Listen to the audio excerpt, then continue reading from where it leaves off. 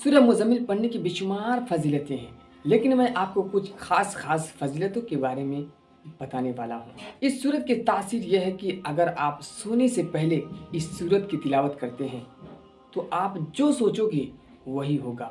लेकिन शर्त यह है कि आप जो कुछ सोचो वो जायज़ हो। क्योंकि रब ताला इरशाद फरमाता है वनुनज़्ज़िलु मिनल क़ुरआनि मा हुवा शिफ़ा। इस आयत से हमें पता चलता है कि कुरान शरीफ मोमिनों की शिफा के लिए नाजिल किया गया। सूरह मुज़म्मिल पढ़ने वाला हर मुसीबत, हर परेशानी से महफूज रहेगा। इस सूरत को पढ़ने से अल्लाह आपके रिज़्क में बेशुमार बरकतें अता फरमाएगा। कभी कभी कोई शख्स ऐसी मुसीबत में फंस जाता है कि वह हल होने का नाम ही नहीं लेती, तो सूरह मुज़म्मिल की तिलावत करने से आपकी हर परेशानी और हर मुसीबत दूर हो जाएगी। कुरान पाक की इस सूरत की तासीर यह है कि अगर कोई कैदियों की रिहाई की नीयत से तिलावत करेगा तो इंशाअल्लाह कैदी रिहा हो जाएगा। उम्मीद करूँगा कि आप इस वीडियो को लास्ट तक देखे होंगे और मैं आशा करता हूँ कि आप इस वीडियो पर अमल भी करेंगे।